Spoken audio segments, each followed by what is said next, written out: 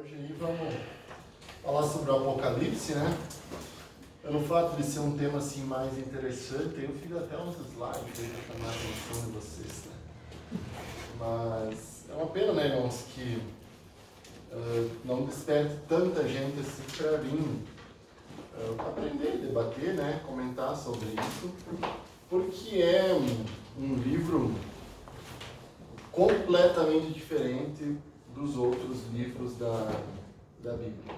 É completamente diferente mesmo, né? Então, assim, pela questão do nosso tempo, né, nós não conseguimos falar sobre todo o livro, até porque, como não há nem muito consenso sobre a questão da interpretação, né, de certas passagens e tal, fica até difícil de nós falar numa aula, né? Qual que é a intenção hoje? Se vocês viram um livro aqui, vocês vão ver que no livro fala dos métodos, né, de interpretação do Apocalipse, né? Que são 4: o preterista, o idealista, o historicista, né, e o futurista. Então, a ideia é nós falar um pouco sobre esses 4, não dizer qual está certo, qual está errado, né? Isso eu acho que é bem difícil de alguém conseguir decretar, né? E falar aí sobre alguma coisa. Quero falar principalmente sobre a tal da marca da besta, né? Que fala no livro do Apocalipse, que há bastante confusão, né, sobre isso daí. Porque o que acontece, irmãos? O Apocalipse ele é um prato cheio para quem gosta daquelas teorias da conspiração, né? Aquelas coisas assim, de que, sabe, que a Terra é plana, não sei se você já ouviu todas essas coisas aí, tem até um movimento da Terra plana, né? E que, enfim, a Terra tem tipo um domo, né? Você não pode passar lá de cima, então toda essa questão aí das fotos, satélites e tal, é tudo viagem para enganar as pessoas, né? E dizem que daí tem uma grande geleira que você não consegue ultrapassar. Então essas teorias assim da conspiração que tem muito, né? E cresceu muito com a disseminação da internet, né? E isso acabou disseminando aí vários conceitos errados que algumas pessoas até acham que está na Bíblia, mas na verdade ela não, são às vezes ensinamentos que não estão na Bíblia, mas é que de tanta gente ouvir falar, de tanta gente ouvir pessoas comentar sobre aquilo ali, a gente acaba pegando ali como se estivesse na Bíblia mesmo, né? Então, irmãos, nós comentamos já na aula passada sobre João, né? Quem era o apóstolo João, a sua família, sua mãe, seu pai, né? Seu irmão, o relacionamento dele com Jesus, a questão das cartas dele ali, né, onde ele residia, né, que a tradição diz que ele residia em Éfeso, e comentamos também o fato dele ter sido levado lá na ilha de Patmos, né, colocado lá nessa ilha como um prisioneiro, era o último dos apóstolos vivos na época, né, até comentamos que é um contraste, que o primeiro apóstolo morto foi o irmão dele, Tiago. E o último apóstolo que morreu foi João, né? Foi encarcerado lá pelo imperador Domiciano, né? E lá, então, nessa ilha de Patmos e tal, aí João vai ter a revelação, né, do Apocalipse, né? Que o termo hoje Apocalipse é usado para fim do mundo, para destruição, para isso, né? Mas o livro até vai dizer aqui, né, que o termo Apocalipse, ele significa uma revelação, né? Então, Paulo até utilizou aqui em Romanos 16:25, que foi traduzido aqui por revelação. Então, é complicado de nós entendermos quando está falando literal, quando está falando figurado, quando está falando simbólico, né? Tem as cartas no começo do livro, né, que eram para igrejas realmente que existiam na época. Uma coisa que a gente tem que ter na cabeça quando a gente estuda Apocalipse, irmãos, como a gente estuda qualquer outro livro da Bíblia, é entender que não foi escrito com o propósito principal de nós ler esse livro. O livro tem o propósito principal de ser escrito para a comunidade daquela época, para as pessoas daquela época, para o povo daquela época. Então, é interessante a gente entender, sabe, como eles estavam vivendo, o que estava acontecendo na época, né, que isso dá aí um contexto para se entender um pouco o livro do Apocalipse. Aí você começa a entender por que João, ao invés de falar de Roma abertamente, João se referia ao Império Romano como, assim, como ao Babilônia. Entendeu? Porque ele não ia se referir ali ao Império Romano numa carta. A perseguição já estava muito grande na época. Então, existia essa questão dos códigos. Então, alguns falam que o 666 lá que João colocou, né?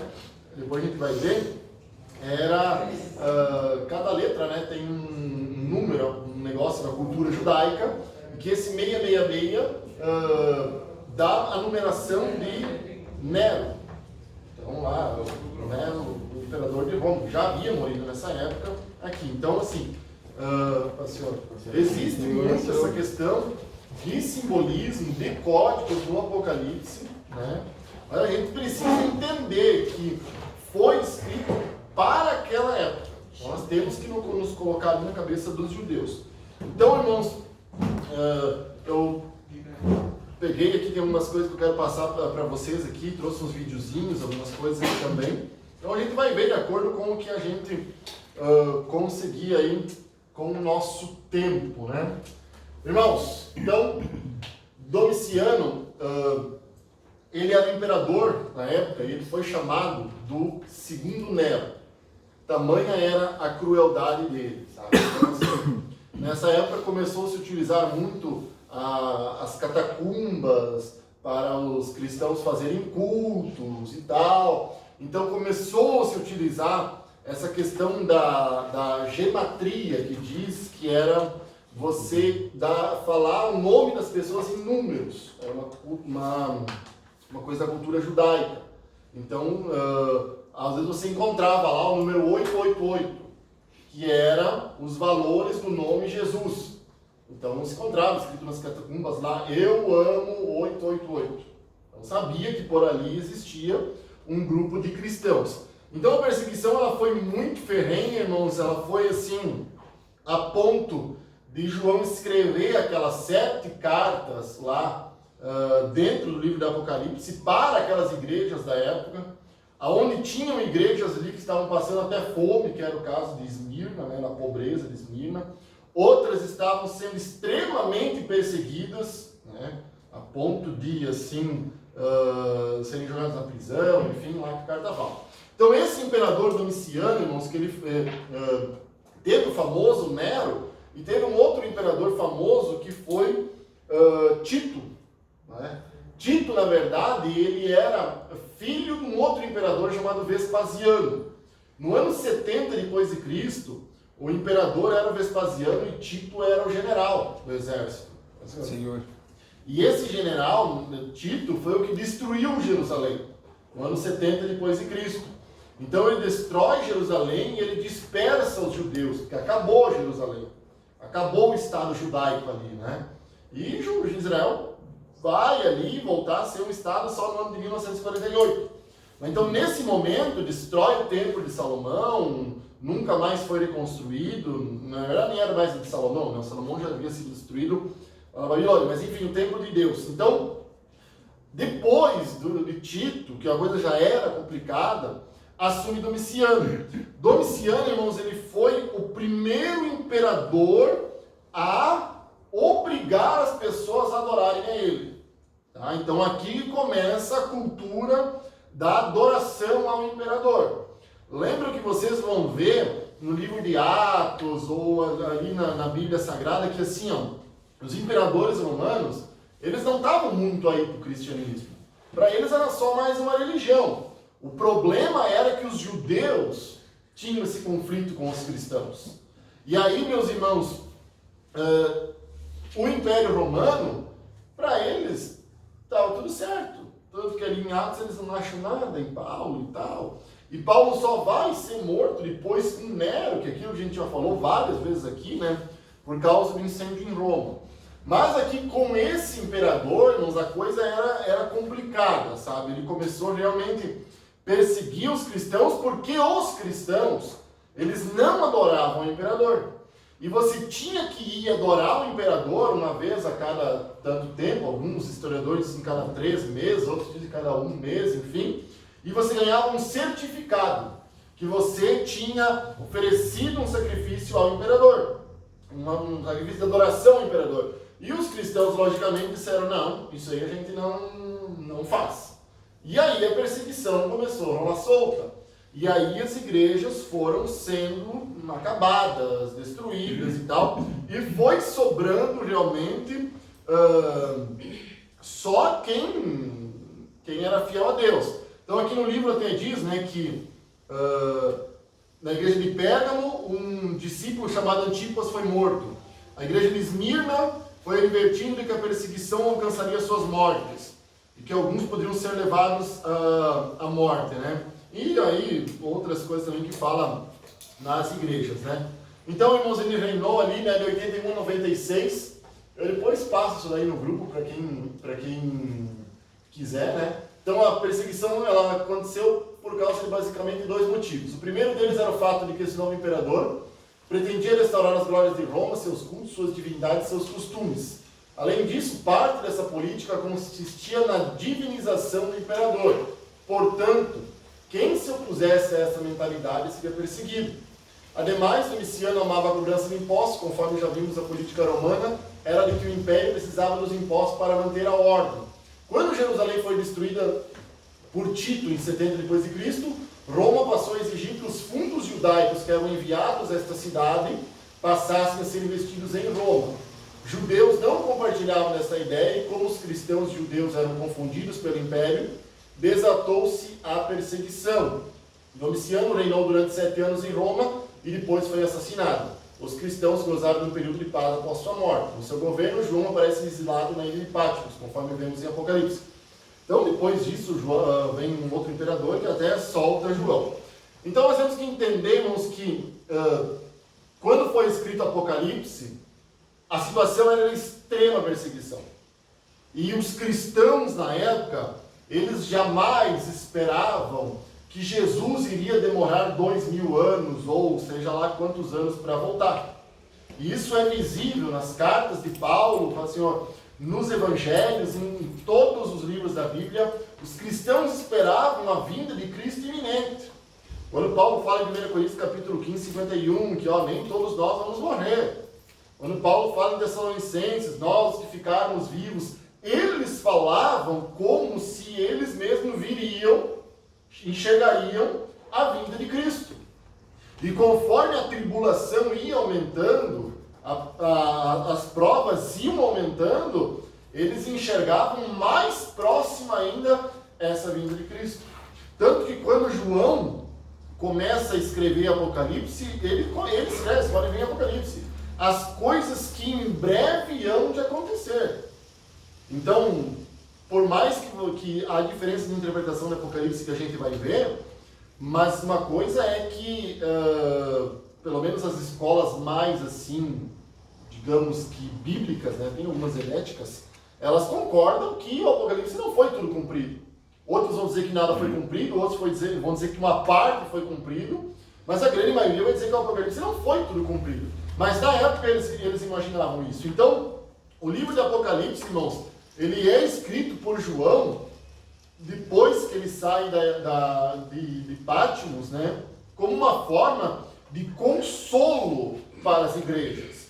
As igrejas que leem aquele livro, irmãos, elas enxergam que Jesus está no controle da história. Que Jesus é o princípio e é o final de tudo. Tanto que quando você começa a ver que nem no céu, nem na terra, nem debaixo da terra acharam alguém digno de desatar os selos e ler o livro, e daí o Cordeiro de Deus que foi morto e reviveu, ele se coloca diante de lá, porque ele era digno de desatar os selos. Então, assim, ele vai mostrar, irmãos, o livro de Apocalipse para a igreja para as igrejas da época, para os cristãos da época, que Deus estava no controle da história. Que Deus estava vendo o sofrimento de cada igreja, de cada congregação, que ele iria tratar com a grande Babilônia, que era o Império Romano, né? Na questão da prostituição, toda vez que fala de prostituição na Bíblia, é referido à questão da idolatria, né? Então, assim, ele vai falar ali de um governo, né? De um governo mundial, de um império muito forte, que na época era o Império Romano, né? Então, assim, que Deus traria juízo, né? E o que perseverasse até o fim, e ali João vê, se não me engano, no 5º selo, quando é aberto os selos, os mártires lá, né? No céu, que sofreram em prol do Evangelho, e Deus falando para eles que ainda havia mais um povo, né? Que haveria de se reunir com eles. Então esse é o sentido, irmãos, que a gente tem que olhar o livro de Apocalipse. Ele não foi escrito para a nossa igreja. Todos os nossos livros foram inspirados por Deus, né? E lógico que é para nós também. Mas o sentido primário dele, as profecias primárias desse livro, eles foram escritos para aquele povo da época. Então, irmãos, nós não vamos debater aqui quem foi o autor para nós ganhar tempo, porque assim, ó, aqui na nossa página 121, né? Fala de Justino Mártir, foi o primeiro a declarar que o livro de Apocalipse é obra de João. Justino Mártir, irmãos, ele viveu no ano 100 até o ano 165 depois de Cristo. Então lembra que eu falei para vocês que começa no 2º século, começa a ter as teologias, começa a ter mais escritos, porque os apóstolos moram todos. Então eles começam a escrever mais, a guardar mais informações. Então não se sabe ao certo quando João veio morrer, mas acreditam, né, que é perto do ano 100 depois de Cristo, 95, 96, que ele escreve aqui o Apocalipse, né? E bem avançado em idade, João vem a falecer. Justino também, que é conhecido na história por Justino Mártir, né? E Irineu, que viveu de 130 a 202 depois de Cristo, também confirma, né, a autoridade de João. O que alguns mais liberais e tal vão defender é que é um outro João que tem escrito esse livro e tal, que para nós isso não nos importa, né? A data e o local que foi escrito, irmãos, então, entre 95 e 96 depois de Cristo, né, a data melhor aceita, foi escrita a partir de Patmos, né, uma ilha rochosa, e não sei, eu acredito muito difícil ele ter escrito em Patmos. Quem sabe ele até escreveu, mas distribuir para as igrejas eu acho impossível, né? Porque, como diz aqui, é uma ilha que estava a 65 quilômetros no sudoeste de Éfeso, né? E o camarada estava lá porque era perseguido pelo Império Romano, não iam deixar os escritos dele percorrer pela comunidade, né? Então a ilha era utilizada por autoridades romanas como local para exílio, e João, um exilado nessa ilha, nos informa o motivo por que ele estava ali, por causa da palavra de Deus e do testemunho de Jesus. Então, irmãos, nós sabemos um pouco do contexto histórico, né? É só você pegar aí que Domiciano é chamado do segundo Nero, que você vai ver já a perseguição que os cristãos estavam sofrendo, né? Nós sabemos quem é o autor, nós sabemos o contexto da época e tal, e nós sabemos a data e o local que foi escrito. Então o livro, aqui o nosso livro vai trazer os métodos de interpretação do livro. E aí, irmãos, o que acontece? Nos métodos de interpretação dos livros, nós vamos aqui comentar sobre alguns, e a Bíblia, ela é uma coisa interessante, que a Bíblia, eu não sei, eu acho que Deus queria que nós quebrássemos a cabeça mesmo, né? Ele poderia ter deixado tudo mais às claras, mas ele disse, não, vamos estudar, vamos buscar, vamos conhecer e tal. Então, assim, tem defesa para tudo quanto é lado. Sabe? Eu sempre digo assim, que a igreja existe há 2000 anos.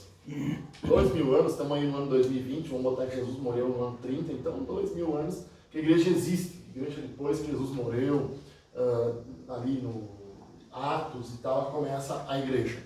Então muita coisa irmãos, foi construído, sabe, a partir dos pais da igreja, dos teólogos que vieram, e sempre houve muita confusão referente aos temas, muita confusão.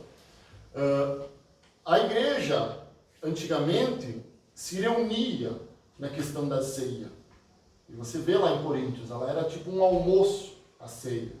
Mais para frente, a questão da ceia para a igreja romana, até hoje, que é a igreja católica, eles dizem que o corpo, o pão, ele se transforma no corpo de Cristo. Você realmente está comendo um pedaço do corpo de Cristo, né? E o vinho, daí o suco da uva ali, é só o padre que bebe, né?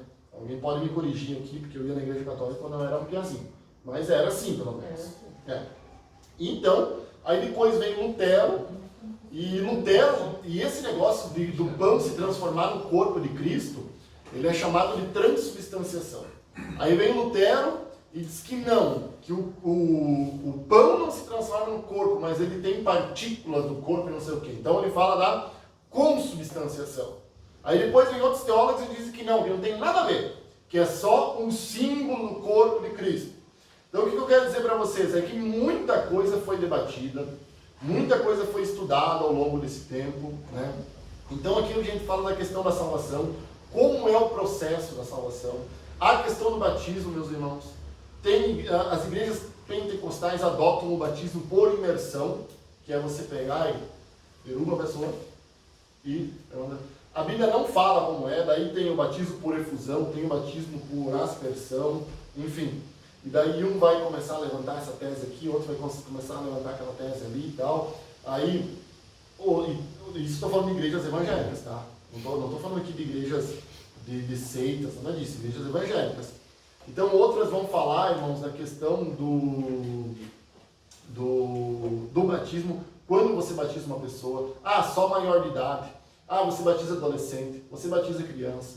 Aí vão utilizar, Jesus foi batizado com 30, é o único exemplo de alguém que foi batizado, que ali a gente sabe a questão da idade. Tem casos ali de adultos que eram batizados, tem passagens que diziam assim, que eram batizados famílias inteiras. Então assim, tem coisas que é muito complexa. Então a gente tem que ter maturidade para entender que nos pilares da igreja a gente não mexe. Nos pilares da igreja, da nossa fé, a gente não mexe. Outras coisas, não adianta a gente ficar brigando entre as igrejas evangélicas, porque vai ter desavença, entendeu? Vai ter diferenças, né, de pensamentos e tal, tudo mais. Então o que a gente vai ver hoje, irmãos, assim, não é qual é o modelo correto, qual é o modelo errado. A gente vai ver aqui, achei que o livro foi muito bem, não sei se alguém leu, mas o livro em nenhum momento ele quis dizer esse é o modelo correto, esse é o modelo errado, não, ele tratou aqui de todos os modelos. Então, irmãos, esses aqui, eu coloquei aqui, os pilares doutrinários para a gente entender sobre o Apocalipse. Ou tanto Apocalipse como escatologia. Nisso aqui você não mexe. Isso aqui você não mexe. Por exemplo, Jesus vai voltar. Sim, Jesus vai voltar. Alguns vão defender que Jesus volta antes da grande tribulação. Outros dizem que Jesus volta na metade da grande tribulação. Outra linha de pensamento diz que Jesus volta no final da grande tribulação. Essa é uma coisa mais complexa de se entender. Mas uma coisa a Bíblia fala e ela é clara. Jesus vai voltar. Isso ninguém discute. Segundo, ressurreição dos mortos. Irmãos, é bíblico. 1 Coríntios, capítulo 15, Paulo diz que é corruptível se transformará em incorruptibilidade. Então assim, ninguém discute. Haverá a ressurreição dos mortos. Em Tessalonicenses, Paulo fala que primeiro os mortos ressuscitarão primeiros. Em Daniel fala que uns ressuscitarão para a vida eterna e outros para a vergonha eterna, ou condenação eterna, coisa assim que ele fala. Então haverá a ressurreição dos mortos. Aí, irmãos, se haverá uma ressurreição ou duas ressurreições, aí existem linhas de pensamento diferentes. Porque uns vão dizer que só haverá uma ressurreição no final de tudo. Outros dizem que haverá uma ressurreição dos mortos antes do arrebatamento. Aí como você vai ter a grande tribulação, aí vão ter pessoas que ali vão morrer, então no final haverá mais uma ressurreição. Então haverão duas. Outros vão dizer, enfim, que haverá uma. Então assim, ó, mas ninguém nega, haverá a ressurreição dos mortos. Haverá um juízo final. Sim, haverá um grande julgamento do trono branco, que assim, não é um julgamento onde nós vamos comparecer diante de Deus e Deus vai colocar no data show tudo que a gente fez de errado. Não, irmãos. Quem está salvo, está salvo. Esse é um juízo que já vem de condenação. Não é juízo para os crentes. Então isso é um pilar. O juízo, o grande lá, do trono branco, ele é para os ímpios. É um tribunal somente para condenação. Não é para os crentes. Nenhuma condenação lá para os que estão em Cristo Jesus. Então Jesus não vai pegar, viu aquela vez que não foi na teologia que estava chovendo, vai passar no vídeo lá, viu aquela vez lá, não. Nós somos pecadores, irmãos, e nós só vamos chegar lá por causa da graça e da misericórdia de Deus. E do sangue de Jesus. Então, não é para o crente isso. Mas todos concordam. Todos concordam, irmãos, que haverá a vida eterna e a condenação eterna. Todos concordam, aqui também estão colocando, que haverá um milênio. Aí alguns vão dizer que esse milênio é literal. E realmente Cristo vai reinar 1000 anos literal com a igreja aqui. Outros vão dizer que esse reino milenar, ele é uma figura de linguagem. Que o milênio ele já está se estendendo desde da ressurreição de Cristo e ele vai ir até a segunda vinda de Cristo. Entendeu? Então, assim, são diferentes níveis de pensamento, mas todos sabem, todos concordam que haverá vida eterna e haverá condenação eterna. Todos vão concordar, irmãos, também, que é um pilar, né, que Satanás vai ser derrotado. E Satanás vai ser esmagado, a cabeça dele, de uma vez por todas, a profecia de Gênesis 3:15, né? Jesus vai derrotar Satanás, de uma vez por todas, e o diabo será lançado lá no lago de fogo e tal, e é o fim da história. Então, assim, nisso, irmãos, são os pilares que nenhuma igreja evangélica discorda, tá? Nem Assembleia, nem Batista, nem Quadrangular, nem Metodista, nem Presbiteriana, nem a Luterana, por mais que eu tenha um pouco de preconceito com a Luterana, mas é uma igreja evangélica. Eu tenho um pouco de preconceito porque às vezes são muito parecidos com a Católica, né? Sim, mas a origem deles é realmente na palavra, né? Então, assim, várias outras igrejas aí e tal, que, quem sabe aí, a gente aqui na nossa região não tem tantas assim, né?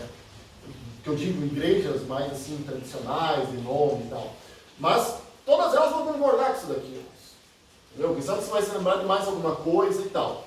E algumas vão discordar de como esses eventos vão acontecer. Tá? Então, o que o livro vai trazer aqui são as linhas de pensamento. Tá? De como vai ser.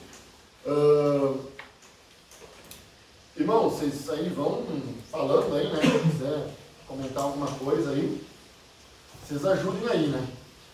Então, o nosso livro aqui, ó, na página 122, ele vai falar dos métodos de interpretação do livro de Apocalipse, né? E vamos comentar aqui um pouquinho e depois eu vou passar aqui 2 videozinhos, 7 minutos cada um, que ele vai também passar um resumo. Então, o método preterista, irmãos, ele fala o quê? O método preterista, tudo que está em Apocalipse já foi cumprido. É aquilo que eu falei, foi escrito para aquela época, foi escrito para aquelas igrejas. Quando João fala da besta, quando João fala da grande Babilônia, está falando do Império Romano, está falando do Imperador Romano. Então, o método preterista, ele diz que tudo se cumpriu até o ano 70 depois de Cristo.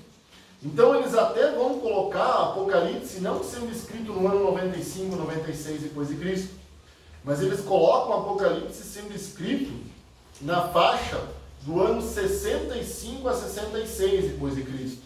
Porque a grande destruição, tudo que fala ali, a grande tribulação que fala no livro de Apocalipse, se cumpriu no ano 70, quando Jerusalém foi completamente destruída. Essa destruição, irmãos, em Jerusalém, ela não é mencionada na Bíblia, mas se você for procurar na história, ela foi algo realmente terrível, tá? Ela foi semelhante com o que aconteceu lá, que Nabucodonosor acampou ao redor lá, né? Os judeus vindo de uma revolta contra o Império Romano e tal. Então, assim, ó, foi massacrado. Eu não me lembro agora, mas se eu falar, porque eu vou estar mentindo aqui se eu disser um número, mas o número de judeus que sobreviveram foi, assim, algumas dezenas de milhares. Foi pouquíssimos. E eles foram dispersos, levados a trabalhar como escravo e tal, assim. Daí para frente que surge esse problema, porque Israel não existe mais a partir dali.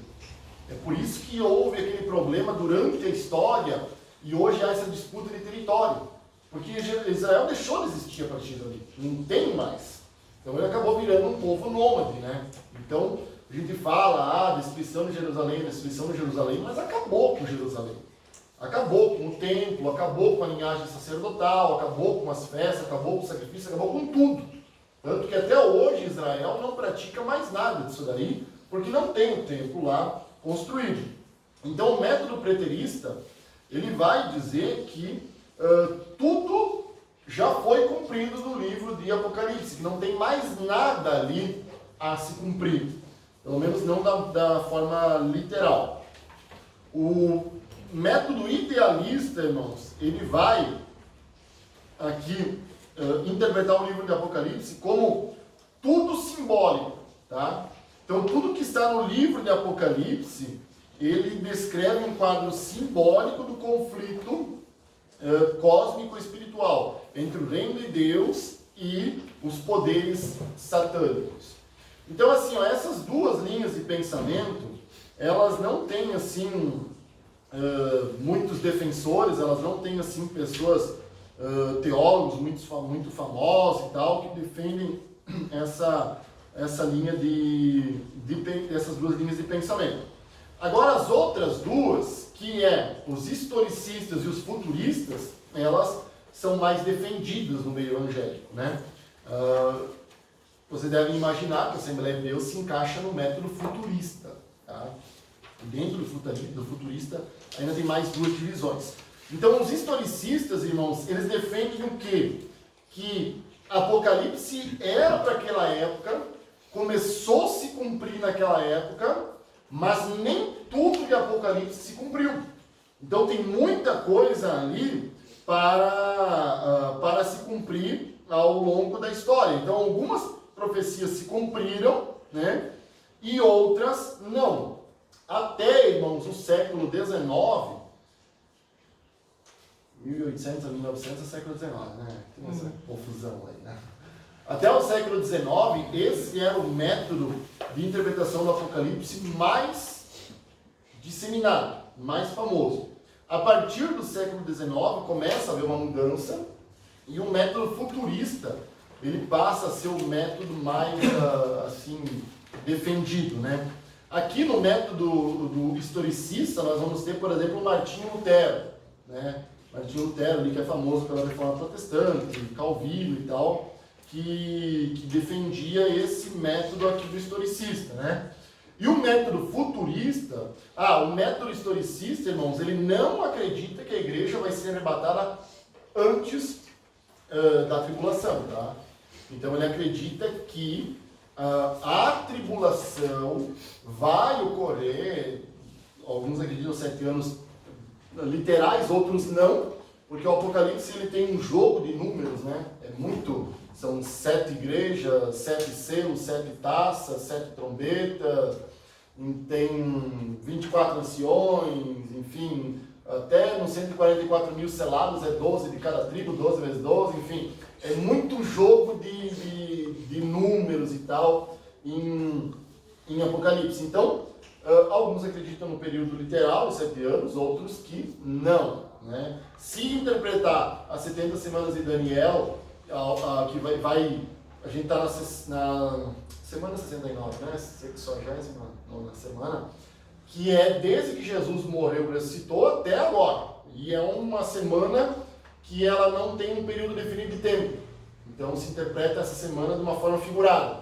E a última semana, quem interpreta de forma literal, que é a semana 70ª, que seria então 7 anos da grande tribulação. Tá? Então os historicistas, eles até defendem que a igreja sempre estava pensando que iria enfrentar a grande tribulação. E os futuristas, meus irmãos, que acreditam que a igreja será arrebatada antes da grande tribulação. Então, que a grande tribulação, ela é o juízo de Deus para tratar com os judeus e com aqueles que não aceitaram o evangelho. E aí sim, irmãos, durante 7 anos, quem ficar por aqui, o pau vai comer, sabe? Vai sofrer nas mãos do anticristo, vai sofrer nas mãos da besta. E esse método futurista, ele crê em mais 2 vindas de Cristo. A primeira vinda é o arrebatamento secreto, quando Jesus arrebata a igreja, né? E a igreja sobe. E depois mais uma vinda, que é quando Jesus vem então para aniquilar com tudo e declarar então novos céus e nova terra. Então vocês vão ver, eu vou passar 2 videozinhos, eu gostaria que vocês prestassem atenção, irmãos, para depois a gente debater um pouco sobre isso. Vocês vão ver que a maneira como se interpreta a questão de interpretar o Apocalipse, ela vai até como vai ser a interpretação do milênio. Entendeu? Por exemplo, os futuristas, que somos nós, que nós somos futuristas dispensacionalistas, os dispensacionalistas defendem o quê? Que há 7 divisões, 7 dispensações. A primeira foi a inocência, depois foi da consciência, e por aí vai. Aí agora nós estamos na 6ª dispensação, que é a dispensação da graça. Ainda tem mais uma depois, que é a dispensação do reino. Então eles vão defender que o milênio é literal. 1000 anos reinando com Cristo e depois Satanás é solto mais um período de tempo. Então todas as interpretações, elas têm os seus pontos fracos e os seus pontos fortes.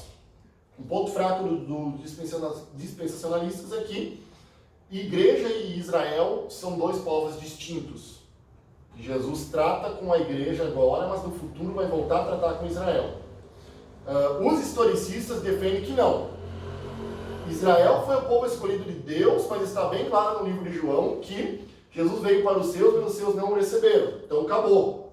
Agora, não tem mais essa questão de divisão de Israel e gentios. Deus tem um povo que é a igreja.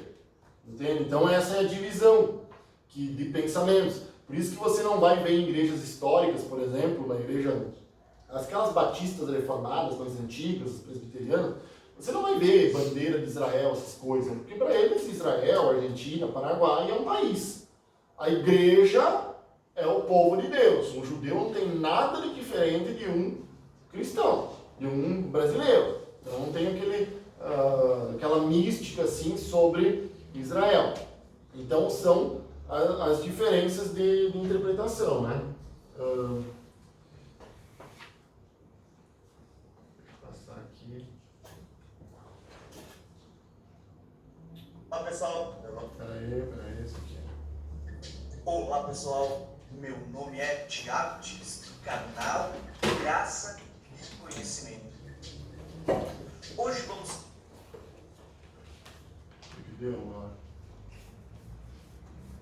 a falar sobre os diferentes métodos de interpretação. Na Bíblia existem diferentes tipos de linguagem utilizadas em sua escrita. E por este motivo, também há a necessidade de se empregar diferentes métodos de interpretação. De forma bem simplória, podemos apresentar 2 métodos comumente utilizados, que são o método literal e o método alegórico. Qual a diferença entre os 2 métodos? O método literal é o método que dá a cada palavra o mesmo sentido exato e básico que teria no uso normal, costumeiro, onde é empregada de modo escrito, oral ou conceitual. Um exemplo disso está em Apocalipse 20, no reinado descrito como sendo um período de 1000 anos, sendo interpretados literalmente, representa apenas 1000 anos, nem mais e nem menos. O método alegórico é um método de interpretação que requer ou simplesmente admite a interpretação simbólica, moral ou figurada. Um exemplo disso se encontra em Apocalipse 13, aonde fala sobre uma besta que surge do... Na verdade, por isso que eu falei que é complicado, sabe? Nós